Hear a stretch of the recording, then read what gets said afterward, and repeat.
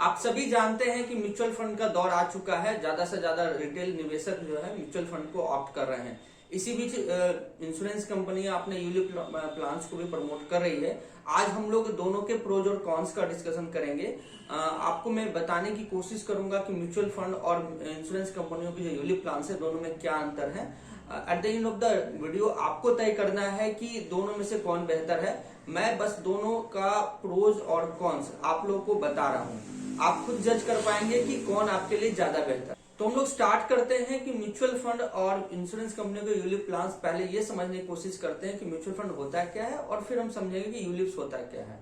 तो जैसा कि आपको पता है कि म्यूचुअल फंड में आप अपने पैसे म्यूचुअल फंड कंपनियों को अपने बिहाफ में इन्वेस्ट करने के लिए देते हैं और as per your risk appetite, as per your investment objective mutual fund कंपनियां स्कीम तय करती है और उसी मुताबिक आपका पैसा शेयर बाजार या मनी मार्केट में निवेश करती है। अब हम समझते हैं कि यूलिप में होता क्या है। यूलिप में क्या होता है कि इंश्योरेंस कंपनियां मनी मार्केट या शेयर मार्केट में भी पैसा निवेश करती है, लेकिन इसमें एक एड ऑन बेनिफिट दिया जाता है कि निवेश के साथ इसमें बीमा को भी ऐड किया जाता है। मतलब यूलिप्स में बीमा भी मिलता है और निवेश भी मिलता है। तो अब हम लोग सारे पैरामीटर पे जज करते हैं कि कौन बेहतर है। बेहतर तय करने का अधिकार हमेशा आपके पास है, जो कस्टमर्स है उनके पास है, जो इन्वेस्टर है उनके पास है। मैं बस आपको एक ओवरव्यू आप लोग को दे रहा हूं। तो सबसे पहले हम लोग समझते हैं कि इन्वेस्टमेंट ऑब्जेक्टिव क्या है दोनों का। तो म्यूचुअल फंड का जो ऑब्जेक्टिव होता है ओनली होता है वेल्थ क्रिएशन। मतलब ज्यादा से ज्यादा कैसे इन्वेस्टर को कम रिस्क में ज्यादा पैसा कैसे बना के दिया जा सकता है, इसका ऑब्जेक्टिव सिर्फ वही होता है। यूलिप्स में क्या होता है कि इसका ऑब्जेक्टिव है वेल्थ क्रिएशन भी, और साथ से साथ आपको एक सम एश्योर्ड मतलब एक बीमा भी आपको उसमें ऐड किया जाता है। तो इसमें एक एज है कि यूलिप में आपको बीमा भी अलग से मिलता है। दूसरा हमारा ये है कि रिटर्न ऑन इन्वेस्टमेंट। तो मैं आपको पहले ही बता दूं कि रिटर्न ऑन इन्वेस्टमेंट दोनों में डायनेमिक होता है। मतलब आप पहले से तय नहीं कर सकते कि आपको रिटर्न क्या आने वाला है। जैसा कि आपका रिस्क एपेटाइट है उस मुताबिक आप स्कीम चूज करते हैं, उस मुताबिक आप फंड्स चूज करते हैं। म्यूचुअल फंड में क्या होता है कि थोड़ा ज्यादा ट्रांसपेरेंट होता है, आप इजीली उसको मॉनिटर कर सकते हैं। यूलिप्स में थोड़ा सा इशू है क्योंकि आप मल्टीपल प्रोडक्ट्स इसमें मल्टीपल टाइप ऑफ स्कीम्स इसमें चूज कर सकते हैं। एक ही स्कीम में आप इक्विटी का भी पोर्शन रख सकते हैं, डेट का भी पोर्शन रख सकते हैं या हाइब्रिड पोर्शन भी रख सकते हैं। तो ये अगर ओवरऑल माना जाए तो म्यूचुअल फंड का जो रिटर्न है मोर प्रेडिक्टेबल है। और म्यूचुअल फंड का रिटर्न को आप बहुत सारे साइट्स है जहां पे आप उसको कंपेयर कर सकते हैं। इसका मतलब अगर यूलिप की बात की जाए तो इसके एनएवी के बहुत कम ही सोर्स है जहां पे आप कंपेयर कर सकते हैं। तो यहाँ पे म्यूचुअल फंड को एक एज है। अब हमारा आता है चार्जेस पे हम बात करते हैं कि कौन कॉस्ट इफेक्टिव है।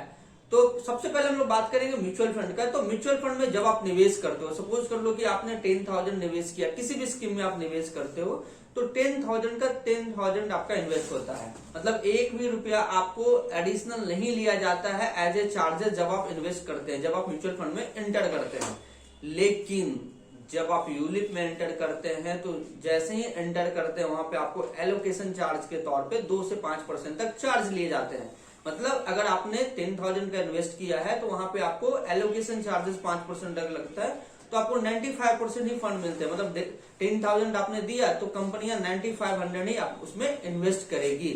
दूसरा चार्जेस को और भी चार्जेस है यहाँ पे। जैसा कि मैंने आपको बताया कि यूलिप्स में आपका इंश्योरेंस भी होता है, तो इंश्योरेंस फ्री में नहीं आता। There is no free lunch in the world. कुछ भी फ्री नहीं है दुनिया में। जिस समय मैंने कह दिया कि वहां पे इंश्योरेंस और इन्वेस्टमेंट दोनों है, तो इंश्योरेंस के तौर पे आपको मोर्टेलिटी चार्जेस इंश्योरेंस कंपनियां चार्ज करती है।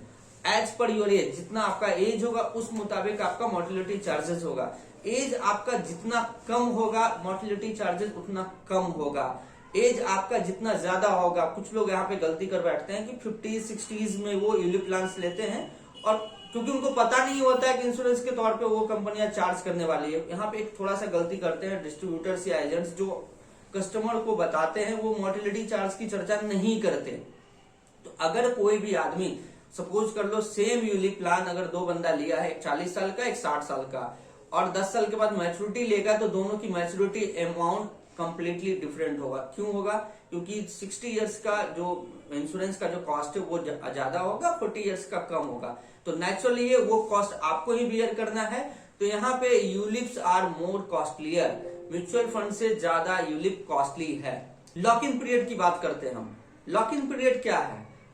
म्यूचुअल फंड में कोई लॉक इन पीरियड नहीं। अगर आप कोई भी ओपन एंडेड स्कीम लेते हैं तो आप कभी भी एंटर कर सकते हैं, कभी भी एग्जिट कर सकते हैं। हाँ, अगर आप टैक्स सेविंग इन्वेस्टमेंट चूज किए हैं, ईएलएसएस हम लोग कहते हैं, इक्विटी लिंक सेविंग स्कीम, अगर आप ईएलएसएस में पैसा निवेश किए तो वहां पे 3 साल का लॉक इन जरूर है। 3 साल से पहले आप मतलब 3 साल से पहले आप ईएलएसएस स्कीम से एग्जिट नहीं कर सकते। लेकिन यूलिप में हर हाल में आपको 5 साल कंटिन्यू करना है। मैं रिपीट कर रहा हूं, यूलिप में हर हाल में 5 साल आपको कंटिन्यू करना है। आप 1 लाख अगर सपोज कर लो कि 1 लाख प्रीमियम कमिट किए हैं 5 साल के लिए, तो आपको 5 साल तक हर हाल में 1 लाख रुपया 5 साल देना है। एग्जिट मतलब आप कंप्लीट उससे बाहर निकलना चाहते हैं, उसको सरेंडर कहें, तो 5 साल से पहले आप यूलिप से पैसा नहीं निकाल सकते। ट्रांसपेरेंसी, यूलिप और म्यूचुअल फंड में कौन ज्यादा ट्रांसपेरेंट है? तो naturally mutual funds are more transparent. आप अपने पोर्टफोलियो रेगुलरी बेसिस पे देख सकते हैं कि जिस स्कीम में मैंने पैसा निवेश किया वो कहां कहां पे पैसा निवेश किया है, और आप वहां से अपने रिस्क को भी एनालाइज कर सकते हैं। यूलिप में इतनी अच्छी फैसिलिटीज नहीं है, अभी भी यूलिप में ज्यादा ट्रांसपेरेंसी नहीं है। हाँ, ये जरूर है कि आईआरडीए लगातार कोशिश कर रही है कि कैसे इसको म्यूचुअल फंड के ऐड पर बनाया जाए, लेकिन अभी भी यूलिप में बहुत सारे प्रोज एंड कॉन्स बचे हुए हैं, ट्रांसपेरेंसी का अभाव जरूर है। अब हम लोग जीएसटी की बात करते हैं। क्या म्यूचुअल फंड पे जीएसटी लगता है या यूलिप्स पे जीएसटी लगता है? तो मैं आपको क्लियर कर दूं कि म्यूचुअल फंड में जो भी आपका इन्वेस्टमेंट अमाउंट है, क्योंकि यहाँ पर सिर्फ और सिर्फ इन्वेस्टमेंट है, तो किसी भी तरह का कोई जीएसटी नहीं लिया जाता है। हाँ, जो म्यूचुअल फंड कंपनी चार्जेस लेती है, आपसे चार्जेस लेती है फंड मैनेजमेंट चार्जेस, तो ये फंड मैनेजमेंट चार्जेस के ऊपर 18% जीएसटी जरूर लिया जाता है। लेकिन जो इसमें मैक्सिमम परमिसेबल लेवल है एक्सपेंस रेशियो का, जो म्यूचुअल फंड कंपनी का इक्विटी स्कीम्स का परमिसेबल लिमिट है वो 2.25%। तो ये 18% जीएसटी जो लगेगा भी वो 2.25% के अंदर ही होगा। तो अलग से आपसे कोई भी जीएसटी नहीं लिया जाता है म्यूचुअल फंड में। लेकिन यूलिप्स में आपको जितने भी तरह के चार्जेस, जैसा कि मैंने आपको पहले ही बताया, आपका फंड मैनेजमेंट चार्जेस है, एलोकेशन चार्जेस है, मॉर्टेलिटी चार्जेस है, जितने चार्जेस होंगे उतने पे जीएसटी 18% का लगेगा। तो जीएसटी का इंपैक्ट यूलिप्स पे ज्यादा है, तो यहाँ पे कॉस्ट भी जरूर आपका यूलिप्स में जरूर ज्यादा है। अब जो सबसे इंपॉर्टेंट पहलू है जिसपे सबसे ज्यादा बहस होती है, टैक्सेशन का, कौन ज्यादा टैक्स एफिशिएंट है। तो म्यूचुअल फंड पे जो ट्रीटमेंट है इक्विटी स्कीम्स का, एज पर द स्टॉक्स या इक्विटी शेयर्स में इन्वेस्ट करते हैं वैसा है। Long term capital gain 10%, short term capital gain 15%। अगर आपका इन्वेस्टमेंट हॉरिजन 1 ईयर का है तो 1 साल से पहले का अगर आपने पैसा निकाल लिया, रिडीम कर लिया है, तो 15% शॉर्ट टर्म कैपिटल गेन लगेगा। अगर 1 साल से ज्यादा आपने होल्ड किया है इक्विटी स्कीम्स को, और उस पर अगर आपकी कैपिटल गेन 1 लाख से ऊपर है, तभी टैक्स लगेंगे। कितना लगेंगे? 10%। मतलब अगर आपका सालाना capital gain more than 1 lakh है तो आपको उस पे जो 1 लाख से ज्यादा होगा उस पे 10% टैक्स लगेगा। इक्विटी स्कीम्स की बात कर रहा हूं मैं। अब हम लोग यूलिप्स पे आते हैं। यूलिप में क्या है, यहाँ पे एक एज है। एज क्या है कि साधारण आदमी, अगर कोई भी आदमी ले लो, साधारण क्या, 2.5 लाख अगर प्रति वर्ष प्रीमियम जमा करता है तो 2.5 लाख प्रति वर्ष जितना साल तक वो जमा किया, तो मैच्योरिटी जो भी मिलेंगे वो टैक्स फ्री होगा। मैं रिपीट कर रहा हूं, 2.5 लाख पर एनम अगर कोई व्यक्ति एनुअल प्रीमियम कोई भी इंश्योरेंस कंपनी में देता है, तो जो मैच्योरिटी प्रोसीड्स होंगे, जो भी उनका मैच्योरिटी मिलेगा, वो पैसा 100% टैक्स फ्री होगा। अगर किसी व्यक्ति का कम्युलिटी मतलब एक या एक से अधिक या आप 2 से अधिक ले लीजिए पॉलिसी, और कुल मिला के आपका यूलिप का प्रीमियम 2.5 लाख से अधिक है, तो फिर आपको ये बेनिफिट नहीं मिलेगा। आपकी सालाना प्रीमियम 2.5 लाख से कम है तो आपको किसी भी तरह का कैपिटल गेन टैक्स नहीं लगेगा। अगर 2.5 लाख से ज्यादा है तो ठीक म्यूचुअल फंड की तरह ही यहाँ पे आपको कैपिटल गेन 10% लगेंगे। अब डेथ बेनिफिट को हम समझते हैं कि यूलिप और म्यूचुअल फंड में डेथ बेनिफिट में क्या अंतर है। जैसा कि मैं आपको पहले ही बताया कि म्यूचुअल फंड में सिर्फ और सिर्फ इन्वेस्टमेंट है, आपको कोई भी रिस्क कवर नहीं है। तो जब आप कोई भी व्यक्ति का डेथ क्लेम आता है तो जो भी उसका फंड वैल्यू होता है वो म्यूचुअल फंड कंपनियां इन्वेस्टर को पैसा, उसके नॉमिनी को पैसा रिपे कर देती है। मतलब जो भी रिडेम्पशन वैल्यू होगा वो उसके जो नॉमिनी होंगे या जो क्लेमेंट होंगे उनको दे दिया जाता है। लेकिन यूलिप्स में यहाँ पे एक बहुत ही ट्विस्ट है। ट्विस्ट क्या है इसको हम बहुत अच्छे से समझते हैं, और ये बहुत बड़ा गेम है यूलिप में। इंश्योरेंस कंपनियां कहती ये है कि जब भी कोई भी डेथ क्लेम हमारे पास आता है तो जो फंड वैल्यू या सम एश्योर्ड, इसको फिर से रिपीट कर रहा हूं, सम एश्योर्ड या fund value whichever is higher, दोनों में से जो ज्यादा होगा वो पैसा भुगतान होगा। मान लो कि आपने 1 लाख का सालाना प्रीमियम का पॉलिसी ले लिया यूलिप को, और आपने 5 साल दे दिया, तो कितना हो गया 5 लाख। उसका फंड वैल्यू आज के डेट में 8 लाख है। जिसमें आपने पॉलिसी लिया था उस समय एश्योर्ड था 10 लाख, तो आपको मैच्योरिटी के तौर पे या डेथ क्लेम के तौर पे मिलेंगे 10 लाख, ओनली 10 लाख। क्यों? आपका फंड वैल्यू कितना 8 लाख और आपका सम एश्योर्ड कितना है 10 लाख, तो जो ज्यादा हो, तो सम एश्योर्ड ज्यादा है 10 लाख, इसलिए यहाँ पे आपको सम एश्योर्ड का भुगतान होगा। सम एश्योर्ड है हमारा 10 लाख। लेकिन क्या आप समझ सकते हैं कि क्या आपको लगता नहीं कि आप चीटेड फील कर रहे हैं? इसको थोड़ा सा समझने की कोशिश कीजिए, क्यों चीटेड फील कर रहे हैं। जब मैं आपको पहले बताया कि जब भी मैं यूलिप प्लान्स को लेता हूं तो वहां पे 2 चीजें होती है, इन्वेस्टमेंट भी होता है और इंश्योरेंस भी होता है। कंपनियां इंश्योरेंस के तौर पे अलग से मोर्टेलिटी चार्ज लेती है, इन्वेस्टमेंट के तौर से अलग से फंड मैनेजमेंट चार्ज लेती है। लेकिन जब डेथ की बात आती है तो कंपनी क्या कहती है कि सिर्फ दोनों में से जो हायर होगा वो देंगे।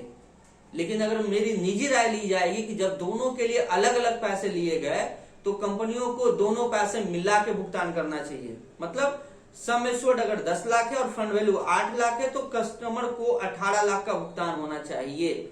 ये मेरी नजर में एक तरह से चीटिंग है, और आईआरडीए को देखने की जरूरत है कि जब 2 अलग अलग तरह से पैसे लिए जा रहे हैं तो कस्टमर को दोनों का बेनिफिट जरूर मिलना चाहिए। अगर ये बेनिफिट्स कस्टमर को मिलना शुरू हो जाएगा तो म्यूचुअल फंड से यूलिप प्लान बहुत ही बेहतर होगा। आपको तय करना है कि यूलिप बेहतर है कि म्यूचुअल फंड बेहतर है। मैंने दोनों के प्रोज और कॉन्स आप लोगों से शेयर कर दिए। आशा है दोस्तों कि मैं आपके एक्सपेक्टेशंस पे खड़ा उतराऊंगा और आपकी जो भी मन में शंकाएं होंगी कि यूलिप बेहतर है कि म्यूचुअल फंड का इक्विटी स्कीम बेहतर है, वो सॉल्व हो चुका होगा, वो खत्म हो चुका होगा। एक चीज और मैं ऐड करना चाहूंगा, आजकल एसआईपी चल रहा है, तो म्यूचुअल फंड के एसआईपी का क्रेज आया है, तो इसको देखकर इंश्योरेंस कंपनियां भी एसआईपी का लाई है, यूलिप प्लान में एसआईपी का लाया है। लेकिन जो बातें मैंने आपको बताई, एसआईपी है, बेहतर है, रिटर्न बेहतर आएगा, लेकिन अगर हम यूलिप्स में जा रहे हैं तो मुझे sum assured plus fund value दोनों मिलना चाहिए। अगर जिस प्लान में ये दोनों मिलता है तो ये जरूर म्यूचुअल फंड से बेहतर होगा, क्योंकि यहाँ पे टैक्सेशन का भी एज है। अगर ये बेनिफिट्स नहीं मिलता है तो ULIPs are nowhere to mutual fund schemes. For more such content, like, share, subscribe and don't forget to press the bell icon.